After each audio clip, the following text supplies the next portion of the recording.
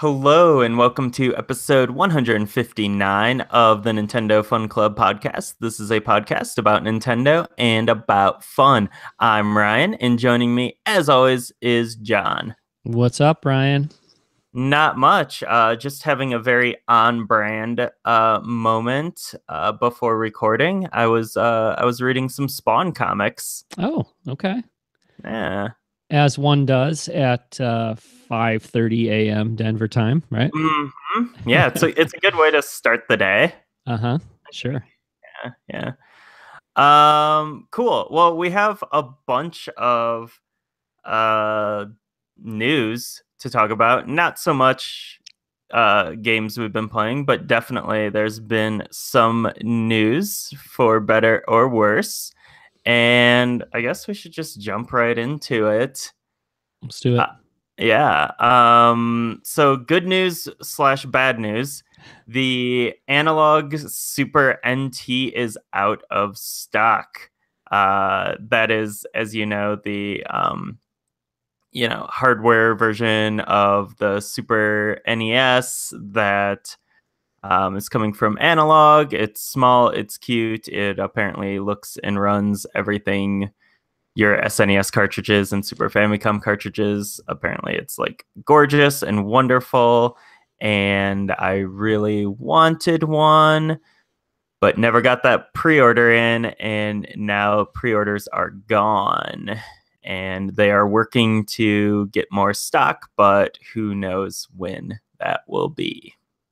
Did you get a pre-order in, John? No, I did not get a pre-order in. It's remind me again. You might have just said it, but was it $180 or something like that? 189, I think. 189. Yeah, I mean, which I think is a fine price. This thing seems amazing. So I would be happy to pay $189 for it if I had that kind of money, sitting around, but I didn't at the time. I do want to get one for sure.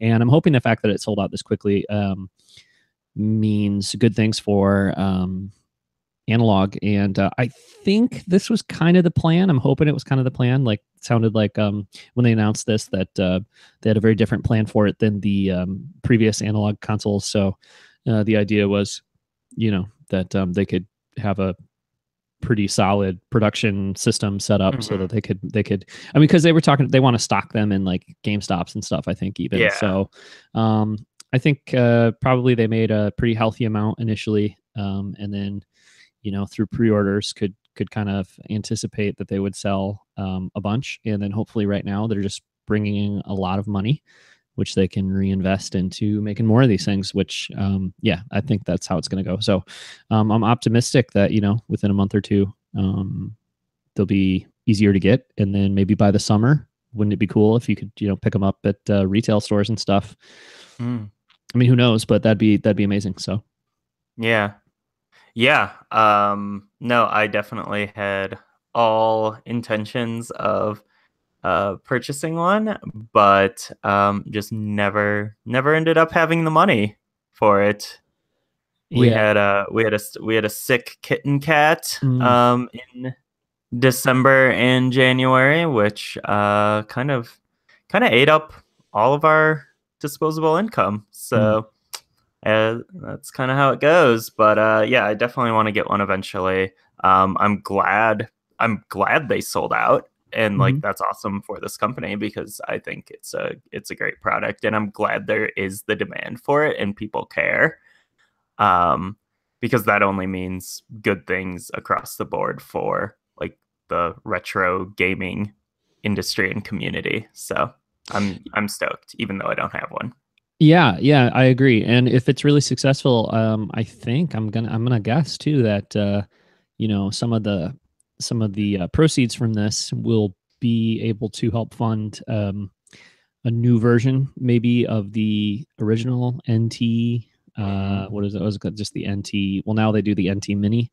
Yeah, but the maybe a NES different version. Yeah, but maybe they can do a different model of the NES analog console, because even the Mini, I think the original one was like $600 or something. And this one, the NT Mini, is $450.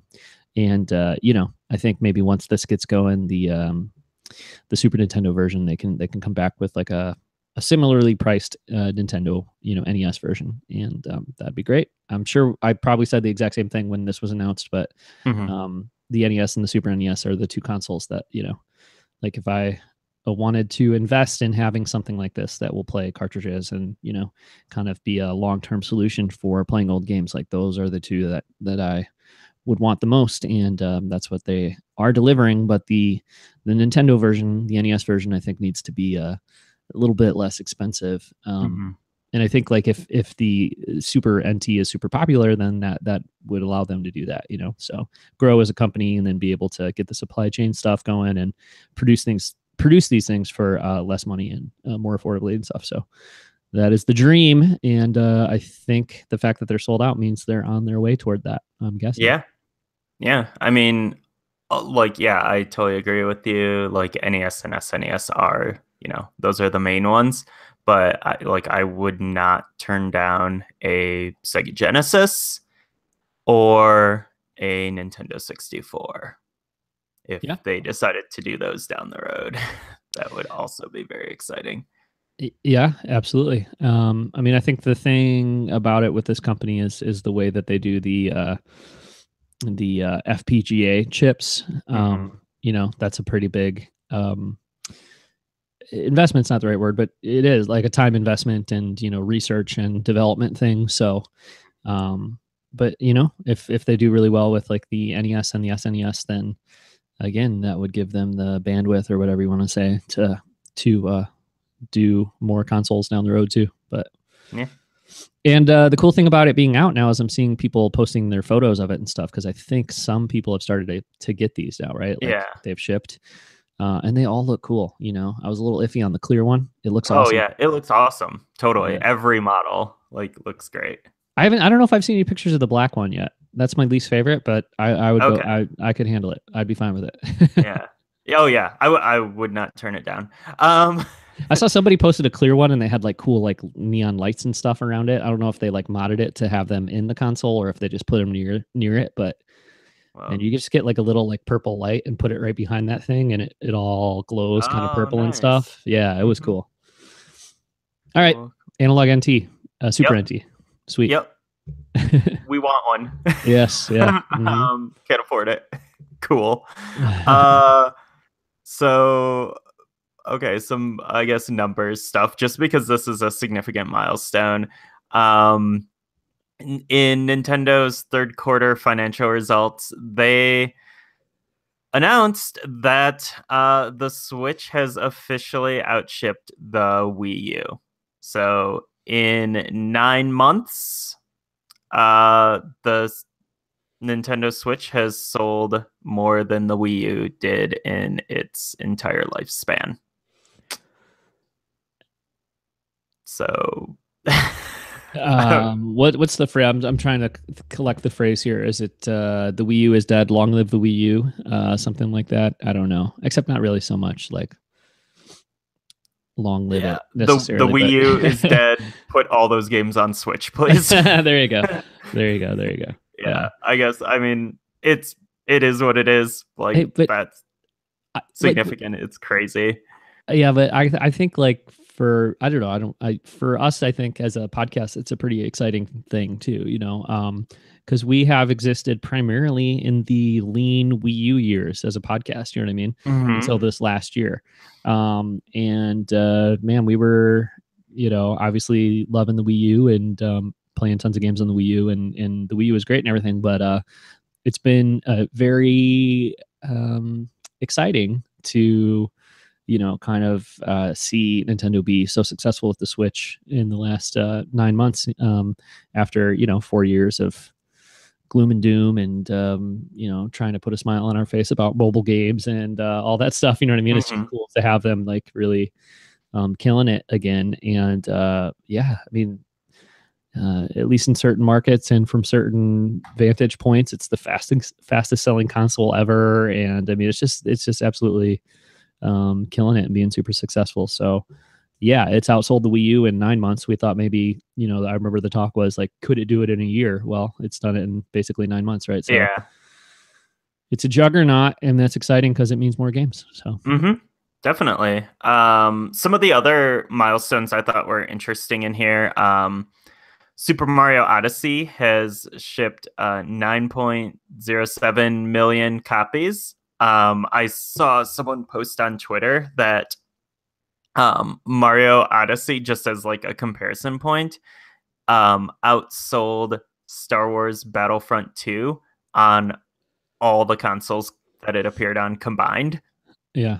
So Mario Odyssey on one console outsold Star Wars Battlefront 2 on PC, PS4, and Xbox One, which is insane to me, kind of, because we're not, like, again, talking about like Wii U era, we're not used to even really good Nintendo games selling well.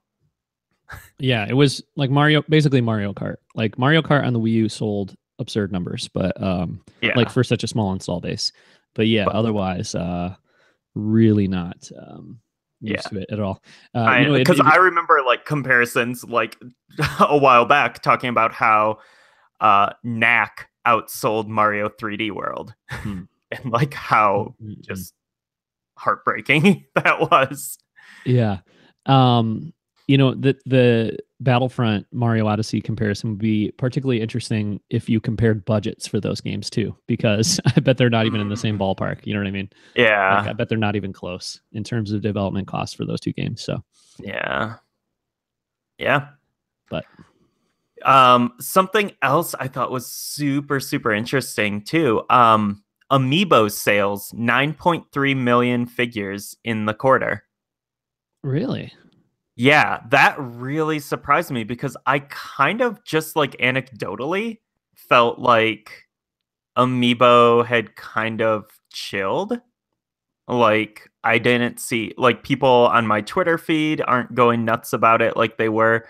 I mean, any store I go to is still just like just Animal Crossing Amiibo with like an occasional Breath of the Wild or Mario Odyssey one. well, I think that's the secret right there, though, isn't it? Because like my kids really want the Mario wedding set, Hmm. or at least one of those Mario wedding amiibo.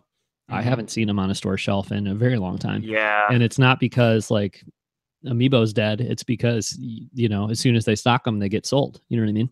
maybe. Yeah.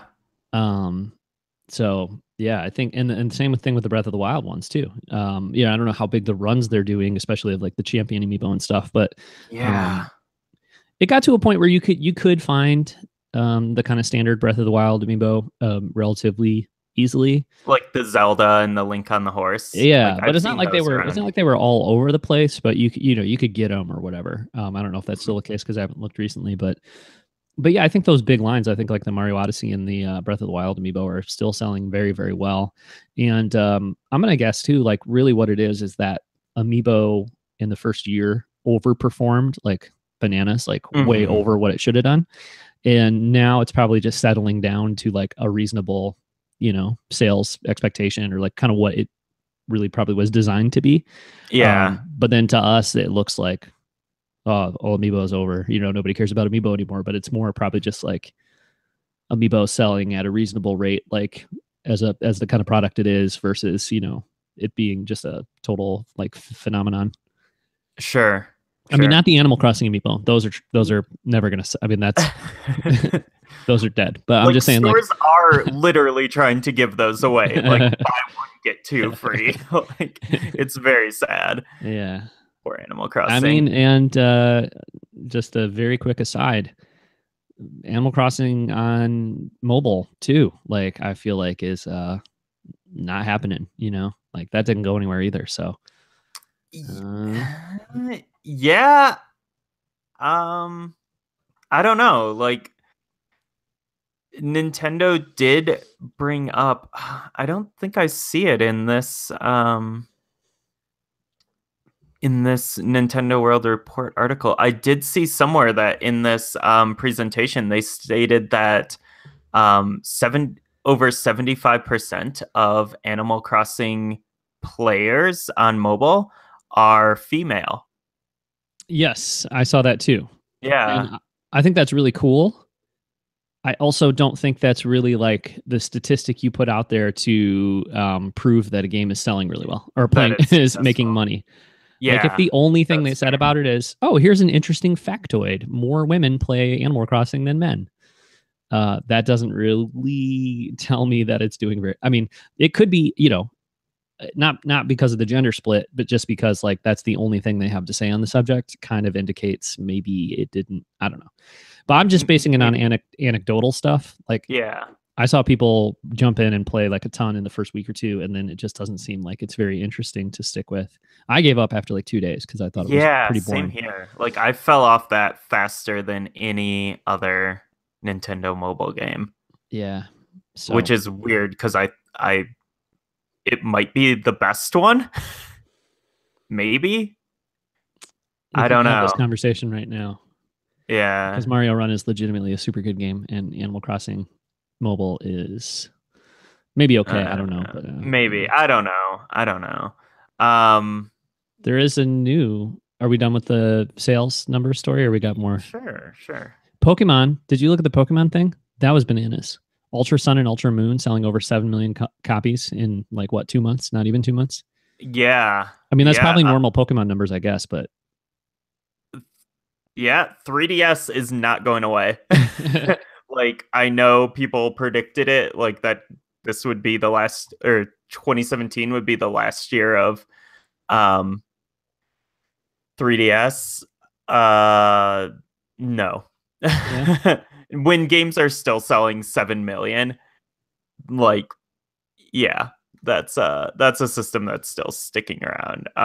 Like and they sold 3 million 3DSs in the quarter, and which brings the life to date up to almost 72 million. mm-hmm. So 3DS is not going away until at least 2019, 2020. Yeah. I mean, I think you'll still be able to buy a 3DS in 2019, and Nintendo will probably put a couple games out maybe in Mm-hmm. 2019. I think this will be the last year of like major Nintendo support, personally, Yeah.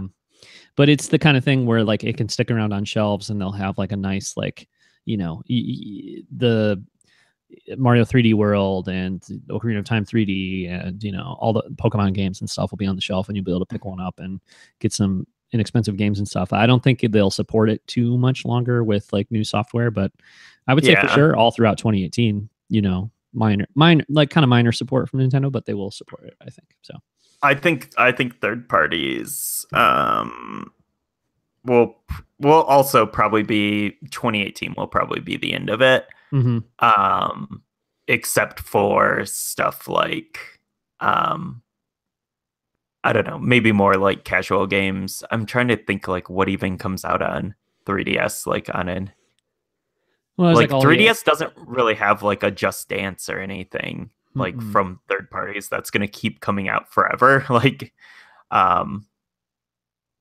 Yeah, it's more so like Atlas games and stuff, but I think that yeah. will all probably make the transition here in Well, the I mean, next. Detective Pikachu is still like a pretty big release coming March. Mm-hmm. Um, yeah, I don't know. I mean, who knows? Like, who knows? Like, maybe Nintendo will still announce something like ridiculous for 3DS Yeah, at some point. But yeah, could be. I don't know. yeah. Um, cool. Oh, another great sales tidbit. Not in the Nintendo presentation, but Hamster announced that the collective sales of all its Neo Geo titles have exceeded 1 million on Nice. Switch. Okay, not bad. 400 Yeah. of those being from you, but then another, 999,000 from other people. So that's good. Like Yeah. how many Neo Geo games do you have on your Switch? You've got to have like at least 50, right? I think I have over 20. Okay. Over 20 is what my last count. Okay. I think probably between 25 and 30. Because I just bought another one this week. which I'll talk about in the game section. But that is awesome. What, like 1 million on Neo Geo games sold on Switch. Like that makes me so happy. Hmm. Like I would love to see if they ever did if Hamster ever did a sales breakdown. Like I want to know what the like top 5 best-selling Neo Geo games on Switch are. Like that would be fascinating to me.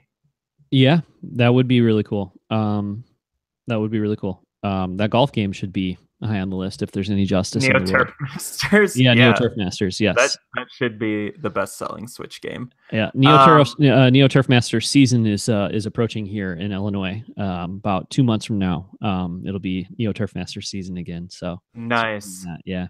Sounds good. Hmm. Um, cool. So more news. Mario Kart Tour coming next fiscal year to smart devices. Releasing in the fiscal year ending in March 2019. Hmm. So by March 2019, we will presumably have a Mario Kart game on mobile. Yeah. I'll go ahead and take the lead on putting a positive spin on this, Ryan. Sure. No, I don't know. Who knows? I do this with every mobile game from Nintendo. I'm like, Hmm. hey, could be great. Could be a perfect fit for mobile. Who knows? I definitely made the argument pretty strongly about Animal Crossing. Like, oh, it's a perfect fit. And I played it for like an hour. But Hmm. I don't know. I think this is one that could be fun. We'll see how it goes.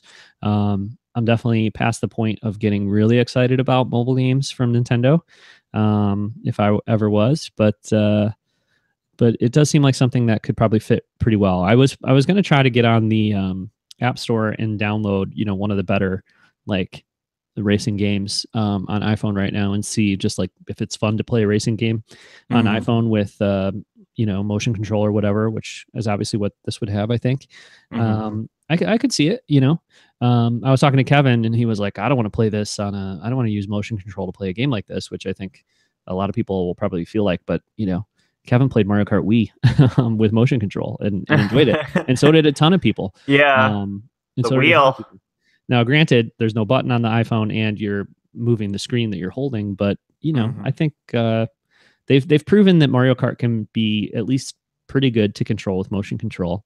Hmm. And you could play a Mario Kart game with limited buttons and stuff. So like on screen buttons, I'm thinking like two on either side of the screen. So I don't know. We'll see. Um,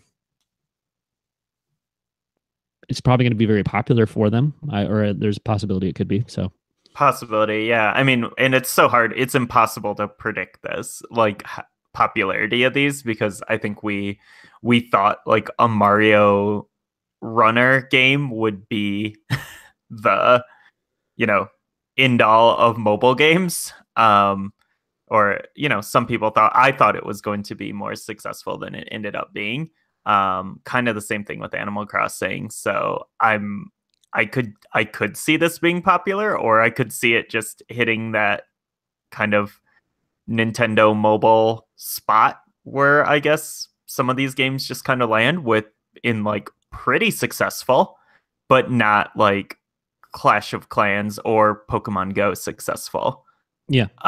But anecdotally, pretty much any time I see like a kid, like probably between 5 and 10 years old, playing a mobile game, it's usually a racing game.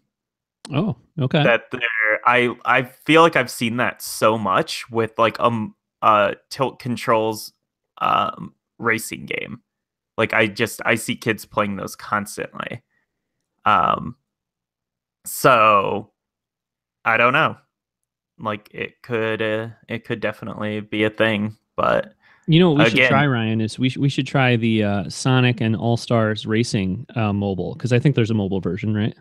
okay, probably. I wonder if that's fun. I'd try that. Yeah. I already own like that game on like 3 different platforms, so why not get it on mobile? Yeah, It'd just be an interesting like Yeah, thing to see, like see kind of how it mobile. works. I don't know. I'm not seeing it in the App Store though. Actually, now that I'm looking, Oh, so who knows? okay. We'll see. I'll research Um, that. yeah. Hmm. There is a Sonic Drive-In app, so that's good. Oh, nice. I was You know the just at store? Sonic Drive-In the other day. Really? Yeah. I don't think I've ever. There are a lot of Sonic games on the App Store, but I'm not seeing the racing one, unfortunately. Huh. I don't think I've ever had Sonic the restaurant. Oh, it's fine. The servers come out on roller skates. Yes, yes, they do. It's cool. Okay. Um, awesome. Okay, so another thing could be huge, could be good, could not be. Uh, Nintendo confirmed the Super Mario movie collaboration with Illumination, and it is going to be co-produced by Shigeru Miyamoto. I'm super What? excited. You're super I'm excited? super excited. Yeah, I think it'll be great. Okay. I think it'll be fantastic. Miyamoto involved means there's no way they're gonna like, completely miss the point and make something ridiculous. If you've seen, and I've only sort of tangentially seen these like Despicable Me movies and stuff, or the Minions. I think there's Minion focused, specifically Minion movies now that my kids like, and it's like a lot of like those characters don't say much, I guess is what I'm trying to get to here. There's not a lot of dialogue and stuff. I mean, there's other characters in the film that speak more and stuff, but they're just bright and colorful and fun, and kids love them. And I think that is all that this needs to be. It doesn't need to have a really great story. It doesn't need to be like, it just needs to be bright and colorful and fun. That's it. It doesn't have to be the next Toy Story. It doesn't have to be super interesting for grown-ups or anything like that. It just needs to be a fun, colorful movie for kids. And for people who like really like Mario and Nintendo like we do, I think if it's just a fun kid movie that kids like, we will still enjoy it. But we should just go into it knowing it's going to be a bright, colorful, fun movie for kids. And that's all it needs to be, and that's all it probably will be. And then that should be great, I think. Yeah. I definitely like. I don't like. This is not a movie made for me. Like, Super Mario Odyssey. That's a video game made for me. This movie, not really made for me. I hope it turns out well. I hope it's popular, and I hope kids like it. But I'm not really like banking on it being like a huge thing for me. We'll see how it goes. I hope I like it, but I'm not super worried about it. Yeah. It doesn't really affect me one way or the other. It's not like this movie's coming at the expense of like the next Mario game or something. So, I don't like. It's not like I haven't seen any of like the Despicable Me or Minions movies. They're just the way they look is super off-putting to me. But I Like the don't know. character design or what? Yeah. Okay, because I mean, I think like in terms of the animation and the quality of the animation and stuff, it's definitely very good. So Yeah, I don't like the art design. I don't like the way the people look. I don't like the way the minions look. Um but yeah, I mean again, this like isn't for me. So um okay, but well, I yeah. mean, I think that's good. I think it's good to go in with like tempered expectations or to understand like who it's for and stuff before you watch Yeah. it. But I think you will be surprised by how much you like it when it happens personally. But we'll see. Like I'm thinking of like those Pikmin shorts on the 3DS and the Wii U. Those were good. I like those. Yeah, and they were very just fun visual storytelling and stuff. I think that's what this should be. I think it should focus primarily on like visual storytelling, and you need to have like, I'm sure there's going to be a character in there that's not Mario that's going to do a lot of speaking and stuff like that. Maybe it'll be Peach, or maybe they'll have some kind of, I don't know how A they'll do it, little but boy who gets yeah, warped to the Mushroom Kingdom. something. Yeah, I don't know. They'll do something, or maybe they'll Yeah. create a new character to go along, with it. Like, but in any case, like I think in the same way those Pikmin shorts, like it's just colorful, fun, visual storytelling stuff. I think that's what it'll be, and I think, you know, as long as it's not bad, I think it'll be really cool to go sit down in a movie theater and just get like, you know, enveloped in the Mushroom Kingdom for, you know, 80 minutes Mhm. or whatever. And I think it should be like 80 minutes long. I don't think it should be 2 hours. That's for sure. I mean, Mm. it won't be, but, Yeah. um, and I think too, I think that, you know, the way I'm looking at it as well is I think it will be really good and fun. And then I think it will be really fun to look around and see lots of kids just getting really excited about Mario. I mean, like if you go see Mhm. this movie and you're like, oh, it was good. And then that whole summer that it comes out or whatever, you're seeing like kids wearing like Mario t-shirts and like talking about Mario and like, you know, a lot of excitement from kids about Yeah. Mario. Like that in itself is a reward, I feel like, you know what I mean? So Totally. yeah, I'm very happy, very excited. And I think this is like if they had announced a Zelda animated movie or something, like that would probably be more for us, more targeted toward us. But Hmm. I would be way more nervous about that, I think, you know. For sure. Like I don't think there's that much room to screw this up personally, but Yeah. Famous last words. yeah. um, cool. All right. So moving on, Nintendo Switch Online further delayed. It is now coming in September 2018.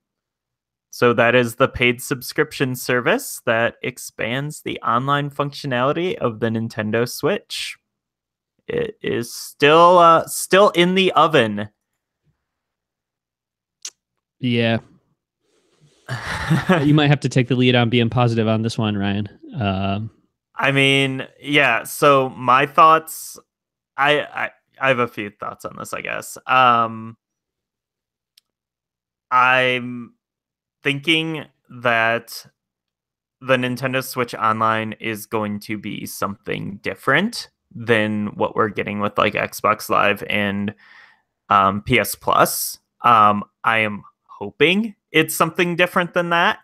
I'm hoping it's like bigger and it's a unique spin, and it, as soon as we see what it is, it's like we go, wow, I totally see the value in that. I can't wait to add this to the list of subscriptions I have that are taking like $8 or $10 out of my account every month.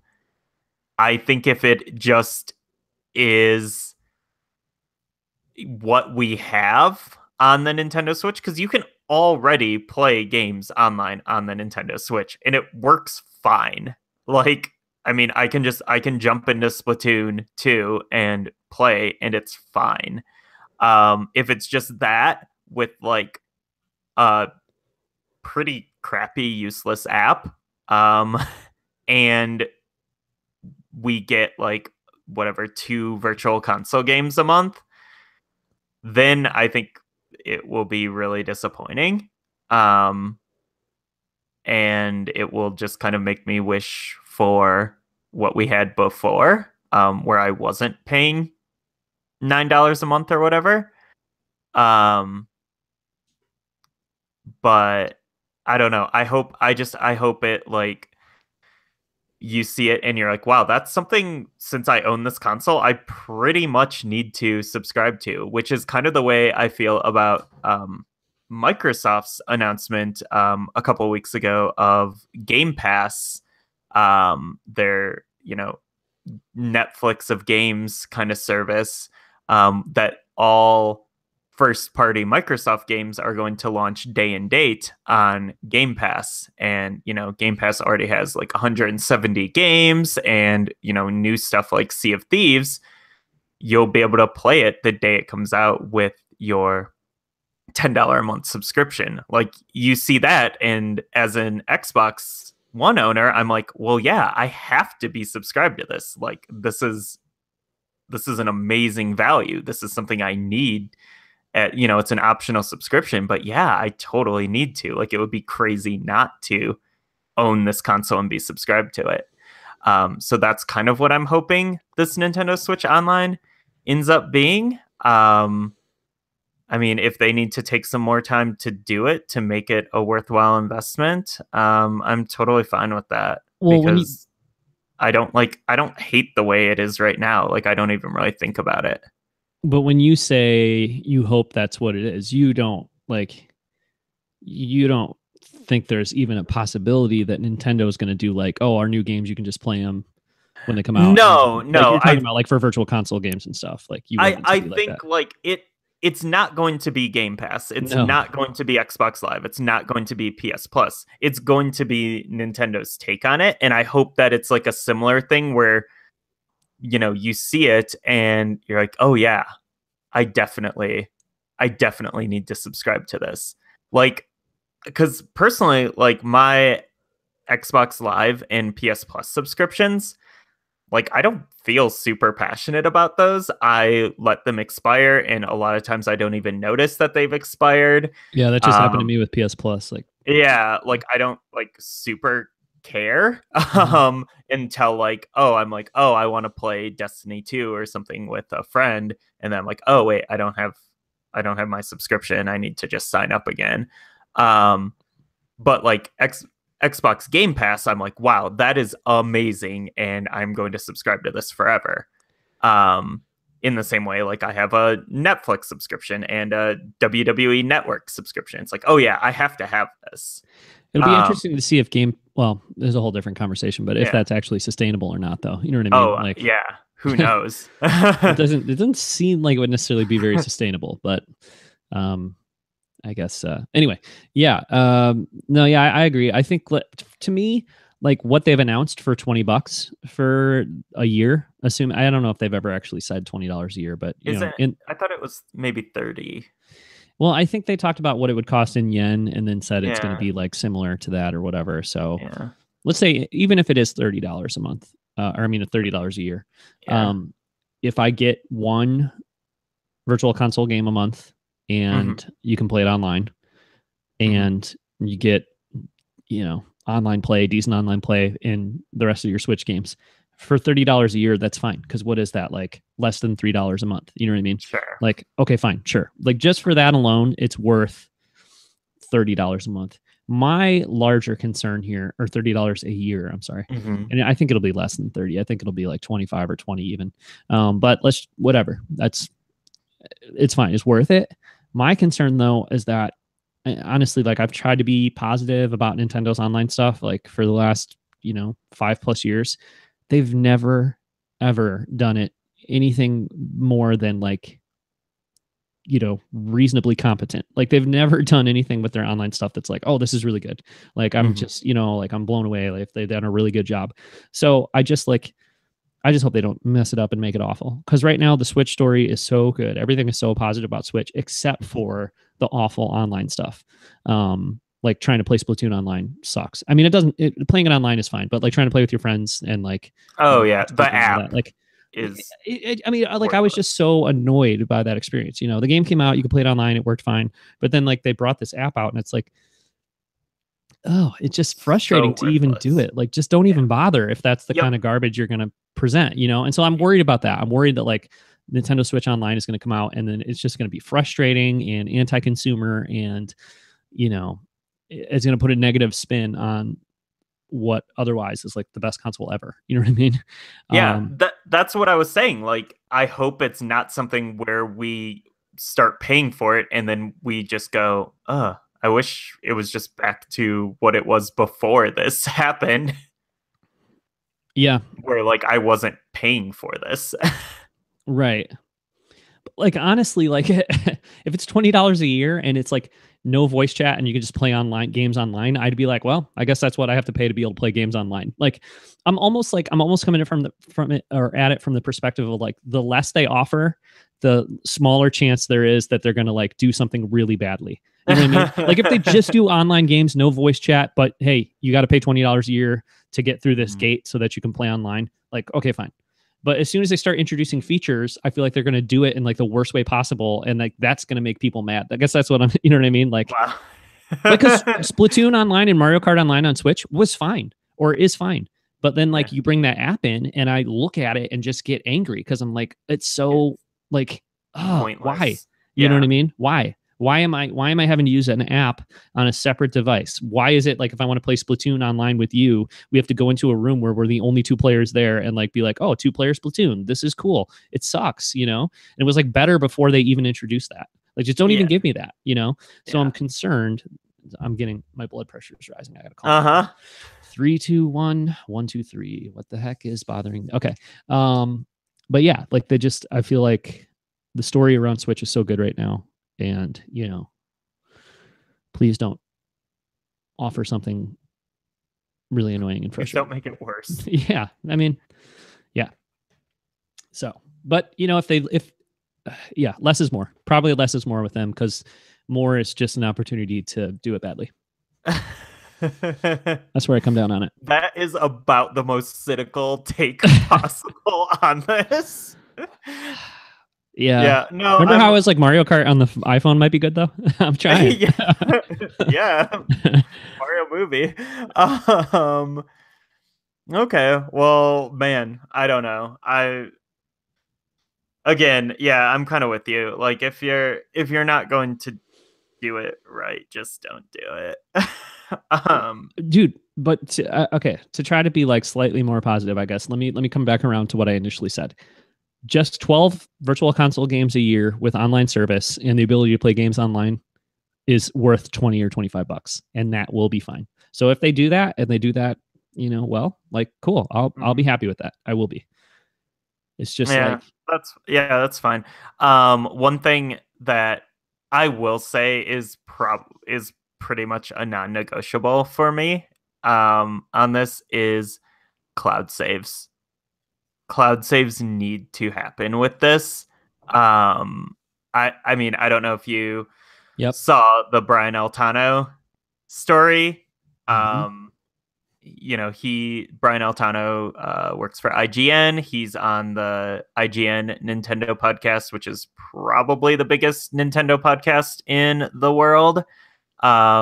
Dude plays a ton of Switch games. He got like 999 moons in Mario Odysseys, got like hundreds of hours into Zelda.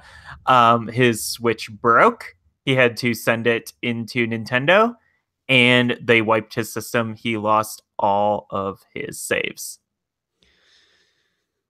Yeah, that was awful. Cloud saves prevents that from happening. It is like industry standard for anything. Like whether it be like my photos are cloud saved that I take on my phone. My Microsoft Word documents are cloud saved. Every Xbox and PlayStation game I play have cloud saves. Like it is absolutely bare minimum standard for any piece of technology coming out in 2017, 2018. Like that has to happen with this. Yes, it does, but like they really need to, and I was trying to like research and make sure I'm not wrong on this, but you can't even save your can you save your data like to a computer even? Um Like back up your Switch? yeah, I don't because know. I don't think you That's also can. ridiculous and something you shouldn't have to do in 2018. You're Like, right. You're right, but I'm just saying like if you are sending your Switch into Nintendo, like you shouldn't have to. You should have uh, cloud saves. But I'm saying like the online service is not until September. Like that's 6 months of playing games and building up save data and stuff. Like there needs to be a way to just copy the save files to the computer. I used to do that with my 3DS like every 2 months or so. I would just yeah, back up the SD card to the computer and then yeah. you're good. And I'm trying to remember because my friend Kelsey had to send his Switch in Mm. because he had an issue. And I'm trying to think. I thought they told him to like back up his save data before he sent it in, and he didn't. And then he was like all worried that he was going to lose the save data, but I don't remember if he lost it or not. Anyway, I don't know. I'm not seeing anything about being able to back up your Switch data even to a computer, which bare minimum, I think they need to do that like as soon as possible. And then yes, Yeah, cloud saves need to be something that they do as well. yeah, yeah. Because I mean, it's ridiculous. Yeah. Yeah. Um, Yeah. Yep. I mean, No real especially excuse. yeah, especially with like a game like Breath of the Wild. Like, my God. Yeah. Yeah. Although I guess if I lost my Breath of the Wild data, I'd be like, well, there's an excuse to start Breath of the Yeah, I Wild from guess the I get to beginning again. start a new game. Yeah. No, But but there's it would be awful. yeah. But like losing my Splatoon 2 data, like that sucks. Like losing just all the leveling I've done and stuff in that. Like that's not fun to go back and start over from like level 1. That would suck. That would Yeah. really suck.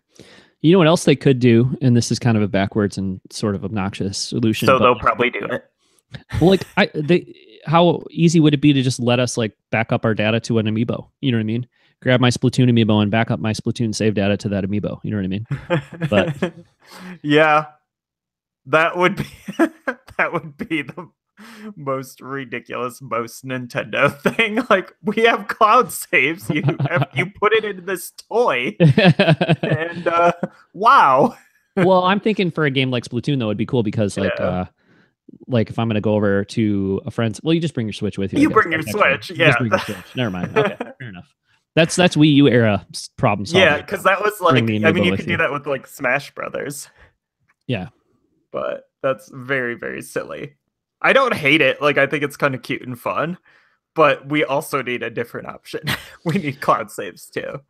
Yeah, and you know what's crazy? Actually, now that I'm thinking about the way the Switch works, is that I think by default, save data is saved to To the the console, console. and Yeah. game data, like game downloads and stuff, are saved to the SD card SD that you card. have I in there. think you're If right. you, I don't have an SD card in my, well, just whatever came with it, I guess. Or it doesn't come with an SD card, right? It comes with Just oh, just the really? You've external never storage. bought an SD card?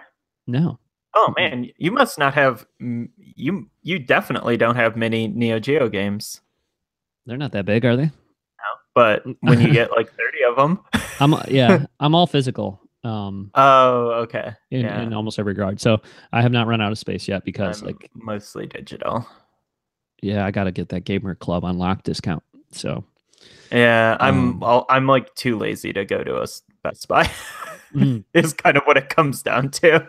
mm, gotcha. Um, Well, yeah, anyway, yeah, I haven't even bought an SD card yet, but I think if I had one, it would still put my save data on my Switch itself, and then like not give me the option to move that save data to the SD card. You have an SD card. Does it give you any kind of options? I don't think it gives you any kind of options on where you put things, I've does never it? even messed around with that now. I think that's because it doesn't exist, but I think as soon as you put an SD card in there, it automatically starts saving games that you download to the SD card. right.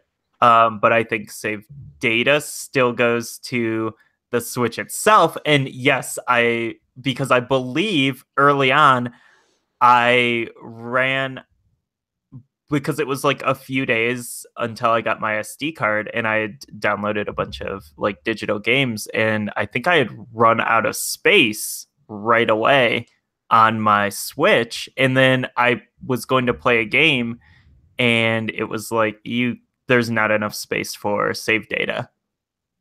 Mm, okay. So, yeah, I had to clean out the proverbial fridge. Yeah. So, Another reason I haven't bought an SD card yet is because like they continue to drop in price, which I knew they yeah. would, and so like I still haven't needed one. So I Mhm. think by the time I get around to buying an SD card for my Switch, I'll be able to get one for like probably half the price I could have like when the system launched. So Yeah, I um, think I have like 128 gigabytes yeah, one because that was the best value proposition at the time. But now I think you could probably get like a 200 or 256 for about what I paid for the 128. yeah. I've seen the 200 gig ones go on sale quite a few times. Yeah, And then yeah, there's obviously the 256 as well. So we'll see. yeah, I'll get one eventually, but yeah. yeah. Cool. So you added this last story in here. Why don't I you did. talk about it? Sure. I don't really understand it, but I think it's cool. Nintendo is starting to do press events and like hands-on stuff with Nintendo Labo, and they're showing off a feature called Toy-Con Garage. And this is from Kotaku, but it basically lets you like do customization of the functionality of the Joy-Con and stuff when you're working with the Labo stuff. So you can like customize what each of the, you know, components of the Switch is going to, how it's going to react and what it'll do. And this is the part that really I thought was really interesting in the story from Kotaku, is that they said basically they're essentially if-then statements. So when you open up the program, you can select from a number of blocks based on input options for the controllers, and then connect those to other blocks for output options. So it's really letting you kind of like customize and engineer what you want, like the Joy-Cons and the hardware and everything to do. And I think, like, I told my wife about, or I showed her the video for Nintendo Labo, and her reaction was kind of like, I was like so excited, and her reaction was kind of like, oh man, like, you know, they're selling cardboard, it's going to get broken, and like, you know, what are you really going to do with it? And I think that's a reasonable reaction, but I'm really excited about it. And one of the things I think is so cool is like, you know, a big part of it is building the stuff, and kids being creative. And so the idea that like, it's not just, well, build the thing that we told you to build, make it do exactly what we told you to do with it, and then play this game that takes 20 minutes to play, and then like there's nothing else you can do with it. You know, Yeah. The fact that they're actively pushing, or it seems like they're going to actively push creativity and you know, kids doing some like light like engineering and programming type stuff. I think that's really, really cool. Yeah, yeah. Like, I was looking at some of these more recent. Like, there's another Labo event, and you know, I was looking at some of the impressions and stuff, and I definitely feel like it's gone from like art class to STEM class, with what you can do with it. Because I was also seeing that you can, in the motorcycle game, you can make your own courses as well. Really? Yeah. Oh, okay. Nice. Which is like, you know, that's not a new thing. Like, you could do that in Excite Bike for the NES, but still, like, that just kind of shows me that there is also like, there is this like Lego side of it where you're following directions to make a thing. But then there's also this more creative programming side of it as well, which Yeah, I and think is really, really cool. and let's not undersell either. Like Excite Bike without the course design is not nearly as appealing. I feel like, you know, like I remember being a kid and like being able to create courses was a big part of that game, you know? So Yeah. the idea that like, oh, well, we got a racing game in Labo, that could get old pretty quick, because I'm not expecting these games to be super involved. No. But when you add in that element of it, like that probably doubles the value of that racing game right there, if not more. You know what I mean? Sure, depending on who you are. Right. But especially for kids, though. I think for kids, you know, the Minecraft generation, all that stuff, build your own race courses. Like, yeah, absolutely. So, but I think more so too, it just demonstrates like, hey, it's not just about selling you cardboard for like a high price. It's about, you know, getting kids to be creative, and I think that's what's really fun about it. Yeah, absolutely. Yeah. So, all right. Cool. Games that we've been playing. Not much. Not much. Again, like I've just mostly been broke, so I haven't bought many games. I did buy 2 Arcade Archives games this month. The first one is Kid Nicky Radical Ninja, which is an IRM arcade platformer from the mid 80s. It also, I'm most familiar with it from the NES port, which is a game that I have a great deal of fondness for. But yeah, I got this arcade version, and even with all the like difficulty options and like unlimited continues and stuff that are offered through these hamster games, these arcade archives, it is so ridiculously hard. I still have not been able to finish the first level in it because basically you can get all the way to the boss and die, and you have to start the whole level over every time. So infinite continues doesn't really mean much when you have to play an entire stage and beat a boss to progress. It is so hard. Uh, I've actually gotten like the boss down to like what I think is like one more hit or something and died, and it is like so soul crushing to have to go back because you also it's like one hit and you're dead.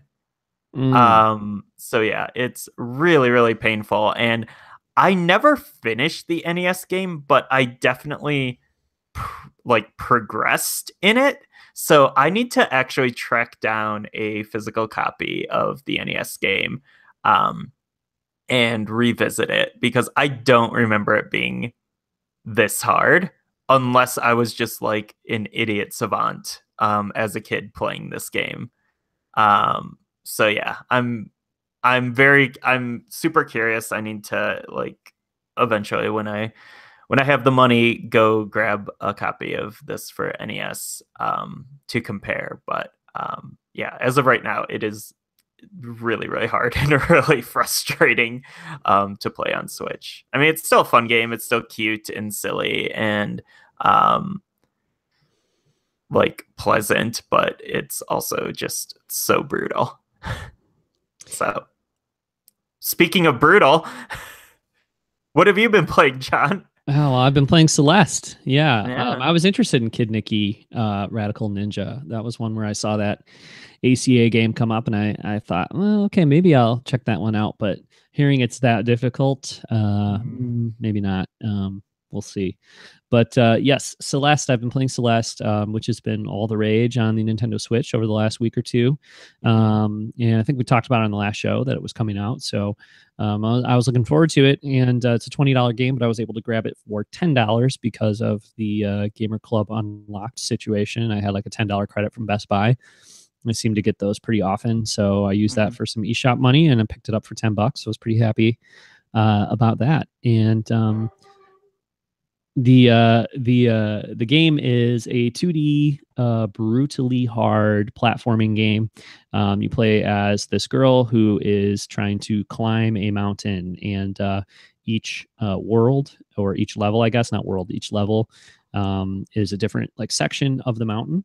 Mhm. And it's I guess I never played Super Meat Boy, but people compare it a lot to Super Meat Boy in the sense Mhm. that it's like a screen by screen. Um, Really difficult platformer where to get from one end of a screen to the other successfully, you might be trying that 5 times, you might be trying that 10 times, you might be trying that 15 times before you do it. Mhm. But when you die, you just immediately, like, there's no loading, it just immediately starts back where at the beginning of the screen. So it makes it actually not too frustrating overall. I would say it's pretty fun just because you know um, you start over so quickly, and a lot of times it is about platforming skill, but it's also just about like looking at a room and figuring out like, how do I actually get across this room? What is the how am I going to do this? Like, I have to have a plan and like figure out how to do it and stuff. So um yeah, I'm enjoying it. I'm liking it quite a bit. It looks really nice. It's got a pretty interesting, actually more so than I thought it would be. Pretty interesting story. I mean, the story elements are light and never very time consuming, which I think is good, especially for this type of game. But there's more going on in terms of the narrative than you otherwise would have expected, I feel like. So that is good. The music is fantastic as well. So that's a plus. I actually added the soundtrack on Apple Music. So it's you can listen to it there and Bandcamp and all that stuff. And it's really, really good. Um, but I do have a couple of issues with the game. Minor things, but I think it's most successful when you're going screen by screen and only have to get through one screen before you've basically have a checkpoint. But I've only played a couple of levels or worlds or whatever you call them. But I've already found sections where you have to get through, let's say, like 6 screens at once before you get to the next checkpoint or whatever you want to say. Mhm. So then like that took me like that section took me probably 20-30 minutes to get through.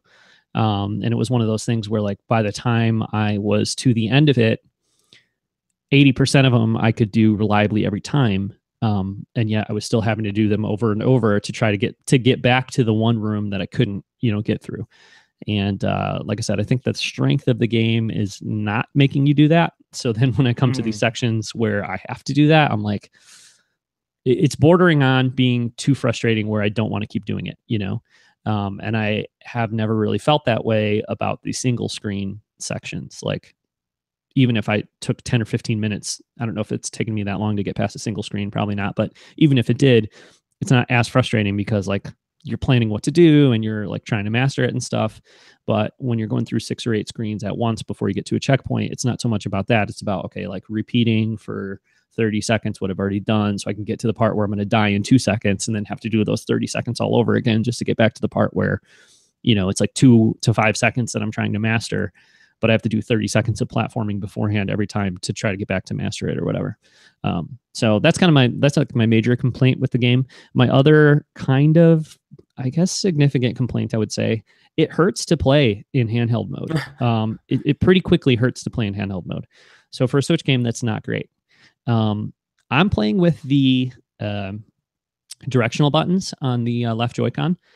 Whenever an on-screen prompt comes up, like showing you how to do something, it shows the stick. Like it'll be like, okay, well, you want to jump and press the stick this way, but that just seems like a really weird idea to like play a game like that with a stick. You know, it's like a 2D platformer. I can't imagine playing it with an analog stick. So I haven't. I mean, I tried for like a minute that way just to see what it was like, and I thought it was not precise. I couldn't go for that. So. So yeah, that's a pretty significant bummer that it kind of hurts to play in handheld mode, at least for me. But Yeah. Yeah, I don't know. I'm certainly enjoying it. I'm happy with it. I think it's a really cool and interesting Switch game for sure, and it's frustrating. Oh, I should talk about the B-sides too. The B-sides are ridiculous. They're insane. The B-sides, you can unlock B-side versions of each level or world or whatever, and they are just brutally, insanely hard. Like I have no intention of ever like I played I got the B-sides for World 1 and World 2 and tried each of them, and it was like, you know, 5 minutes to get past the first screen. And I was like, well, this is not fun. This is insane. But I'm sure that's appealing for some people. I should say too, there's a lot of options in terms of difficulty. You can really customize the difficulty and the way the game plays. You can give yourself like infinite stamina.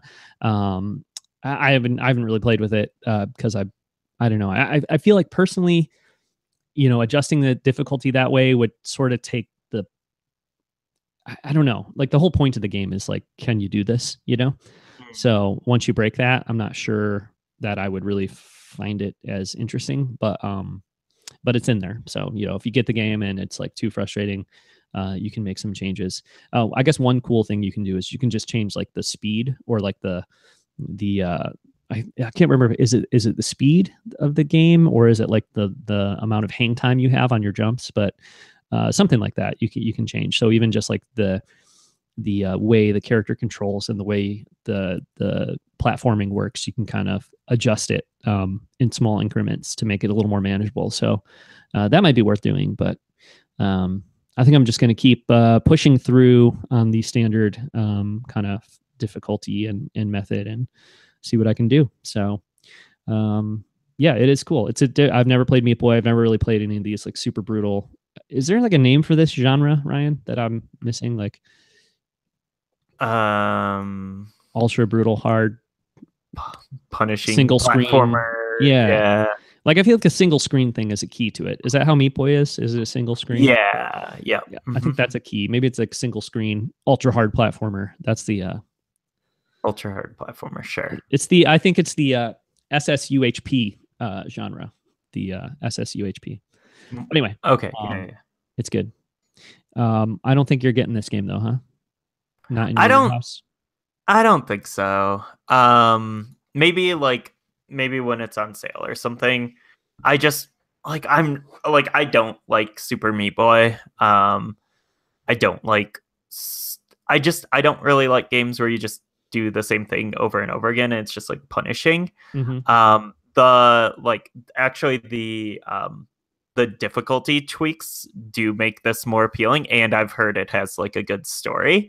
Mhm. Um, but like you kind of said though, like the what's rewarding about the game is progressing in like the hard stuff, and it might just not even feel like really anything if you play it with the difficulty boost on. Well, yeah, but as I was saying that, I realized I was like kind of not fairly describing that because there are things you can do that really break the difficulty, but then there are things you can do that ever like just really slightly adjust it. You know what I mean? So I think if you made some slight adjustments to it just to make it like 20% more manageable, like that, I don't think that would break the point of the game or break like the rewarding element of the game. I think if you Okay. turn on like infinite, like you can't die, basically invincibility, like yeah, Mhm. like that would break it. You know what I mean? But if you just make it so that it moves a little bit more slowly, so that you can kind of like, okay, I'm flying through the air, but I need to like turn the character the other way so she falls away from the spikes, and you just like give yourself a little more time to do that kind of thing. I don't think Mhm. that would necessarily break it. You know what I mean? But Okay. Well, yeah, hmm. but I guess the thing for me, like with Meat Boy, is I don't find that like, I don't know if humor is the right word, but like the Mhm. whole like premise of it and everything, I feel like people find that entertaining and like humorous and like clever. And I Yeah. find it gross. And like, same thing with Binding of Isaac. I never played that game. I don't know if you did. Yeah. I did not care for that. Like, I think that's the only Switch game I've like bought physically and sold. yeah. I feel like the things that people talk about with those games that like are attractive to them about them Yeah. are the things that like repel me from them. Like, Yeah. isn't it funny that this slab of meat is leaving like gross, bloody meat streaks all over the place? Like, no, Yeah. it's not funny. It's actually like makes me not want to play that game. Or like, isn't Yeah. it cool that like Binding of Isaac is super gross and there's like poop everywhere and it's like Mhm. like no, that's not funny. Yeah. It's actually Yeah. awful. Like, please keep that away from me. Yeah. So sorry to everybody who likes those games, and sorry to Yeah. No, is it it's totally is it fine. Edward McMillan? Is that his name? Ed McMillan. Yeah. I'm sure he's a wonderful guy and the games are great, but it's just not my style at all. Like, Yeah. it's No, those actually aesthetics opposite. are super turnoffs. Yeah. Yeah, but in contrast to that, all those things in Celeste are really great. Like the music is great, the visuals are great. It's a story about a girl like like overcoming this obstacle. It's just, I mean, all those things are positive. So in the way that Oh Meat yeah. Boy and those games would push me away, this kind of brings me into a style of game that I'm otherwise might not go for. So Hmm. that's a good thing there. Yeah. Anyway, Celeste, it's cool. Cool. Yeah. Nice. Mm-hmm. Okay, one other speaking of good things, Mm-hmm. very good things. Samurai Showdown 2 is a very good thing. It is a Neo Geo fighting game released in I believe 94. Uh it is often called the pinnacle of the Samurai Showdown series. It could be. It is at the end of the day an excellent fighting game. It is an all-time classic. It's so good. It plays great. There's a good variety of characters to choose from. It has just tons of like soul, I guess, and detail in it. Like there's so many like just little details that are totally unnecessary, but just kind of add to the appeal. For example, like there's one stage where you're like in a I don't know, like a wheat or a rice field. And in the background, there's just like these like flowing waves of, the plants. And it just like, it looks really, really beautiful. But then in the foreground, there's also, some of these plants like sticking up in the foreground where your characters are. And you'll be fighting, and if you slice just right in certain areas, it will just like um it'll cut the plant down. And there's nothing to that. Like it doesn't hurt your enemy, it doesn't give you a health boost or anything. It's just like a really nice detail. and it just kind of adds to the feeling that this is a game that like the developers really cared about, and little details like that really go a long way, and especially considering like the sprite work and everything, which isn't surprising for a Neo Geo game from this era. Like this is like when SNK were in their like developmental like peak.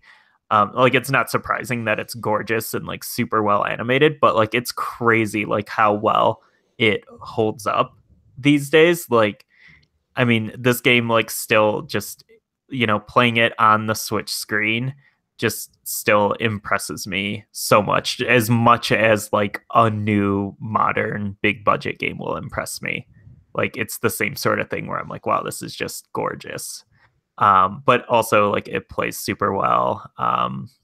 It's so good. I would probably recommend this as the if you are going to get a Samurai Showdown game on the Switch, I would probably say this is the one to get.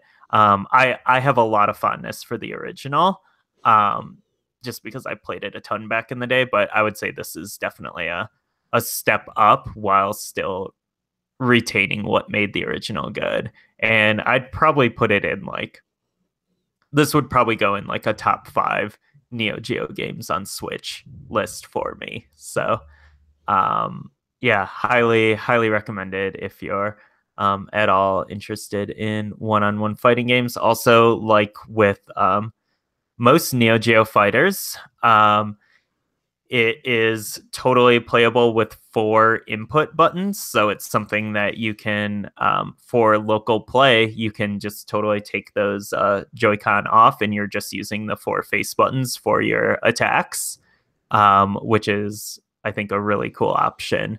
And you don't have to worry about like in Street Fighter, you're using 6 face buttons for attacks. Most of the Neo Geo games are 4.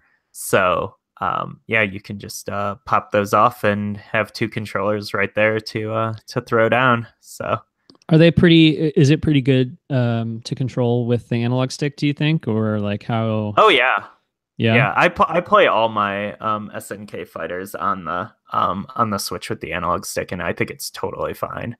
I pull off my like quarter circles and half circles like 100% of the time.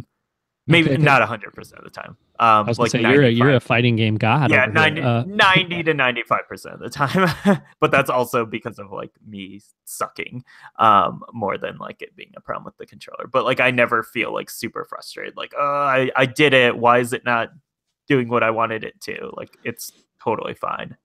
Because I struggle with Street Fighter 2 with the analog stick on the Mm. Switch. Like I don't really enjoy that too much. So, but I have my friend Eric loves like fighting games and stuff. So I'm thinking like, oh, this would be fun to get, and play with him and other people. But I'm wondering, like, will I enjoy it I using the think stick and once you stuff? just get acclimated to the the stick Mhm.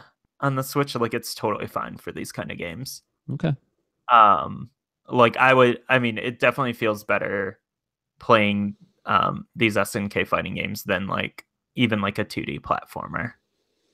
Right. Um, but yeah, I would say like if you are looking at getting a fighting game on Switch, like right now, I'd say probably the top 3 are number 1, Garu Mark of the Wolves. Is just amazing. It is like the absolute pinnacle swan song of Neo Geo development from SNK. It is gorgeous and it plays so well. But it's also a little more complicated than this. There's a few more systems going on in Mark of the Wolves. Um, King of Fighters 98, also just like really awesome, huge roster. But again, kind of a lot of systems. This Samurai Showdown 2, I think, is probably the easiest to just simply pick up and play of the like top tier fighting games on the Switch right now. So I would say that this is probably like a really good jumping on point for fighting game fans on the Switch. So highly recommended. Cool. And I guess with that, we'll leave on a high note. We will wrap up here. So, as always, you can check out our blog at nintendofunclubpodcast.com. You can check out our videos, which haven't really been updated much, and that's totally my bad. On YouTube, just search Nintendo Fun Club Podcast. You can subscribe to the podcast anywhere, iTunes, Google Play, whatever. As for myself, you can find me on Twitter at Brawn Dwarf, BrawnDwarf. And how about yourself, John? I'm on Twitter at Arcade Ghost. Cool, cool. Well, thanks a ton for listening, and we will catch you next time. Goodbye. Later.